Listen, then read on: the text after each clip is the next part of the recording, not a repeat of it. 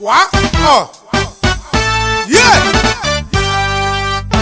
Le scandale est permis, mais malheur a celui par qui il arrive.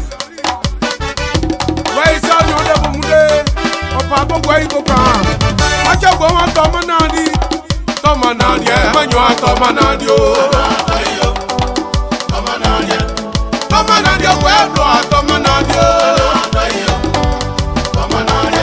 Ramanu Meba, Tayapa, Bosene. Demandi à Jason, on se maïke. Amour Chiloye, amour Taïe, amour Blolekiye, amour tout le pléye. Tanyoya pa Bosene, Tanyoya pa Bosene.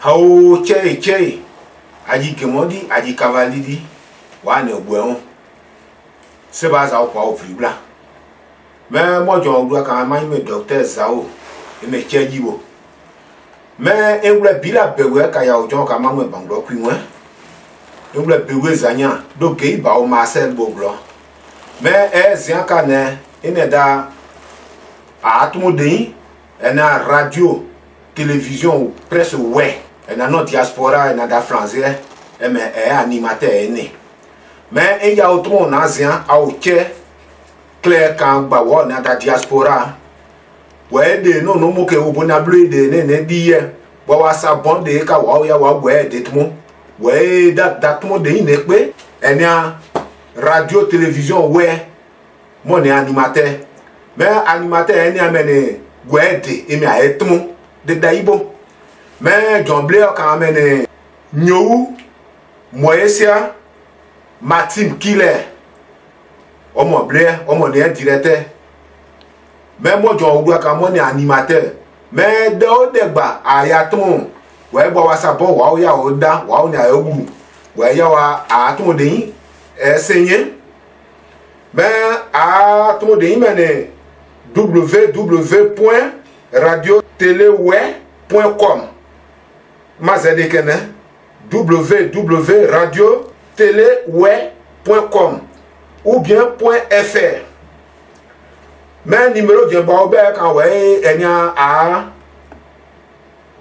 da pa yé de ba ouais a ya oda wa ya guru emene 06 95 83 13 93 06 95 51 44 32 Obla oye do ipeda menyo obla problem obla do de medenia obo kan we abe ayatun emene animateur enia do de we enia obo ena culture me we de jenu atun we na kuye glayade ay metumu jena éducation me chejo amwa klein we wat mo do de kun ante de griji bete ay metumu me chejo ke we aklai do de ate we ni ale abo ay metumu we no do apo pe me de da ballon de abo wa ay metumu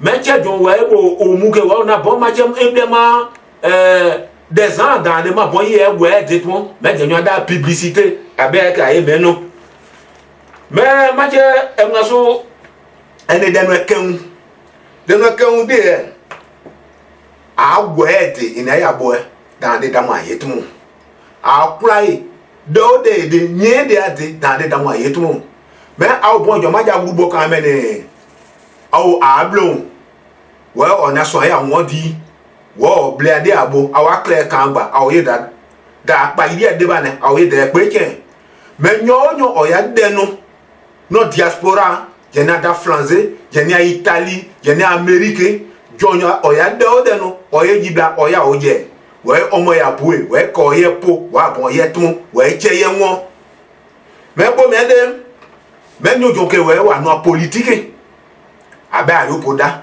obu eji we de je no bon obo ke obu ye tun de chebo me bo ba sa guru wa bon be ayopo dite ma je gun mo kan de we fi won o bobla o poe chenye awo aniche eni obun aniche eni obun mache peuple ouais awo gwen awo dématwa kan bo yona développement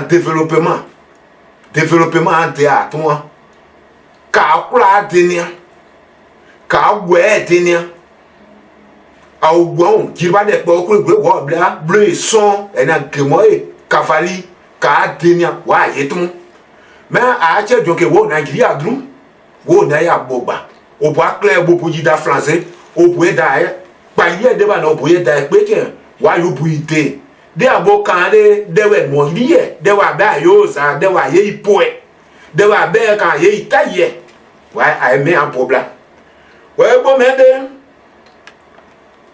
me ma che ti adu ya da go ti be asa du ya da go parce que go omo ne client do ti akle group mais a che clair kan gba wo ble o na bleu jon o na grand jon o na kra jon bobo clair kan gba bobo ji da pija bobo ji pija wa de no poji français ayo poda mais bon e pija aba ni ye interview no aba yo da we denia obo denia mo bo ke we ye tun wa yo we egbu we ye awo egbu tun mais da bloa ni pe abe ani yewu e mo so atun de so e mo te da clear gba mais bo o te ye awa gro o mais mo jo gbu kan isi ma je ni we de ina ma ni me se ba za o kon bloa e gbo bi la pe we do ke iba o ma se bo blo mais pour de nje eni attaque pe kan we animateur ya ni me joble o mo ni nyu Moesia Maxime Keller on a so on est dans pays on est dans 15e mais wa clair quand ba nyo jon sa bon ouais oyeji ouais da pays de ba no ye de pe tien mais da 15e da pays a cede blo anwa ene ana blo a centré dans moi da français mais wa clair quand ba nyo ja da français bonne politique bonne che do de ya ton me gbe ni ma blo a de gbe ni ma boutique de gbe ni do de di yeton da we grono di ayon je pa aw bon jo na check wo oblia mada wa clear me wa o ye daji bo me de me che clear kan gba we nyo ada ma che ma boye mariage no ene ma nyo e a de je po me awa clear kan gba ada o me wa o ye ji da pa ile de ba ne aw ye de pe che nous avons bien fait, ou bien baptême, mais tu es clair quand tu as moi gardé, nous sommes bon musulman, bon chrétien, avec les bah d'aomen, avec la TV net, avec la pas hier débat, avec des questions. Mais nous avons donc bon, il y a fait typo, animation publique, ou bon, il y a nous à oda. Nous avons quoi? Voilà, à tiens à ogon, moi tu as quoi aider? Aneda blokladi wa wasa mi oboda de no wewe aobe e ka oye da TV radio TV we aobe oye da peji wa clever aoye grupo aoye gwepo wa che clever ona da blo pe wo boye won abe gba oji ebe interview ni ebe ye awa je ye tun aobe e ka aoye abonye ayetun menu obla kwede ade aode no dobla baptême mariage de adiaode animation publique adiaode mais au bon jona gribidi kan ke we jona da association oblo griba wo blable pe a clair kan gba able griba ma je ka blo adia ka mo blo ne bla di sanson mais au bon jon bla jiblo bo wa sa bon wa o ye tieda a oba o ye daji au bla de gemon wo bla doko ibo wa sa bon o ye tieda a oba o ye daji aw bon jo blade fa ko blike wo na kon yan awa bon ye cheda jaoba aw ba o ye daji de no nu ba o ye dani ke o bo jaoba grupo ma wa che wa bon ya nyoda ma cha de no keun ma twa mene a radio e na tun de yin wa o je adande e ye do de tun gba po gweru a e ku grupo a e ban grupo de adi ene tv we me do de ba etun a ye tun ouais à clair quand va ouais et y a clair peut-être mais derrière en a au bocan bon ya oda de Janewa mene John Blaga Kamone Nyou Moesia Maxime Keller. Même pour Oyoda, à odeur de 06 95 51 44 32 06 95 83 13 93. Boyo de Anekwemu de radio TV télé web boyo ekwemu à www.radioteleweb.com www.radioteleweb.fr.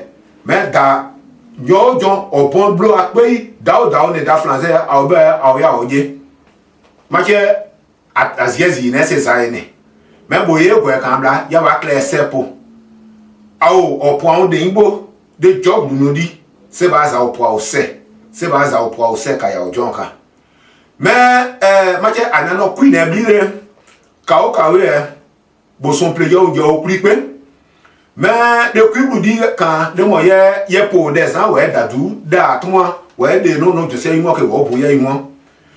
Mesdames et messieurs, chers frères et sœurs, ouais, je voudrais ici vous annoncer une bonne nouvelle.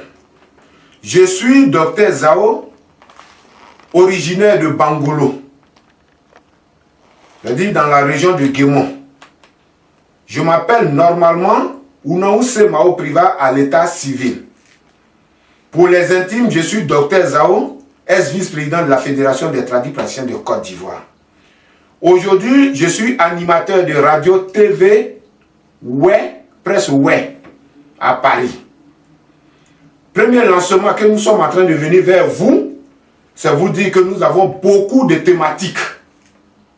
Nous allons animer cette radio, certes, mais nous allons aussi inviter nos frères et sœurs pour parler de leur quotidien, de parler de culture, de l'éducation, de formation, de tout ce qui a trait à notre quotidien, de l'économie, du sport, de publicité, et même de tous ceux qui ont leur business, qui ont envie de parler de ça. Nous sommes prêts.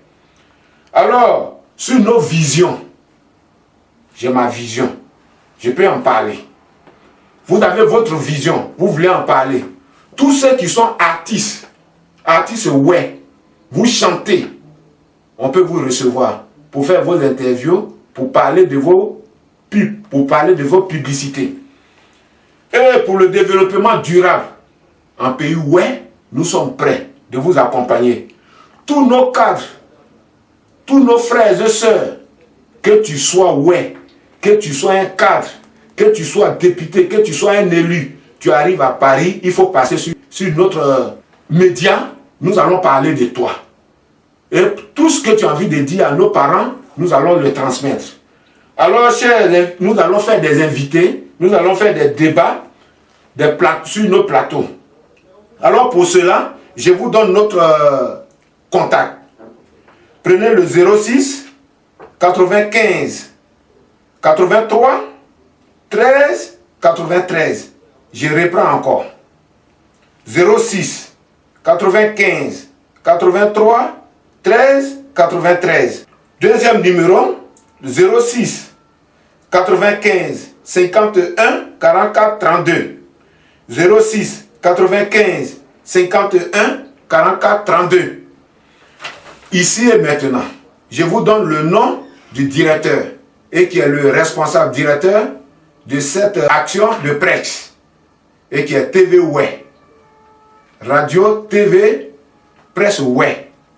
Il s'appelle Monsieur Nyou Moesia Maxime Keller. Moi qui vous parle, je suis votre animateur. Je suis Dr Zao pour les intimes. Je suis de Béoué Zagnan. Je vous remercie. Je remercie tout le monde. Je remercie les frères et sœurs. Je remercie les artistes ouais qui sont à Paris et qui sont... Nous allons aussi parler de Wayon Leader ici. Parce que Wayon Leader qui regroupe tous les ouais, nous allons aussi parler de ça. Nous allons faire des débats, nous allons inviter des frères, nous allons inviter même tous ceux qui veulent parler sur notre TV. Même que tu sois religieux, que tu veux animer pour ta religion, tu veux animer pour ton église, tu veux animer pour ta mosquée, nous t'invitons ici pour qu'on puisse débattre. Qu'est-ce que tu as envie de dire? Si ça a un trait pour le développement durable, nous sommes prêts à te recevoir. Pour tous nos frères qui ont des soirées et des funérailles, n'hésitez pas de nous contacter. C'est pourquoi tout à l'heure, j'ai donné le numéro. Et le numéro que vous pouvez appeler, et qui est direct, c'est le 06 95 83 13 93. Ça, c'est pour le directeur. Et que vous allez prendre.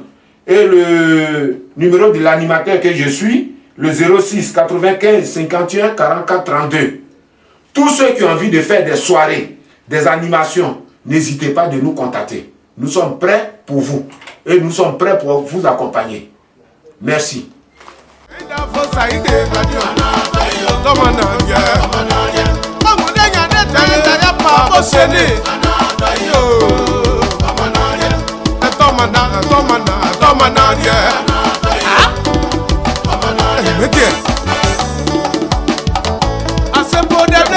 Assez pour des blés, que la femme a bao, que la femme a bao, que la femme a bao, que la femme a bao, assez pour des blés. Manda Elio que la, manda Abramo que la, Elio, manda Moïse que la, play what Daniel Pio, ça m'a prévu, que la femme a bao, assez pour des blés. Toi regarde qui est, pour se nous mettre tourner, après un coup de, dans un jour, Daniel a pas bossé.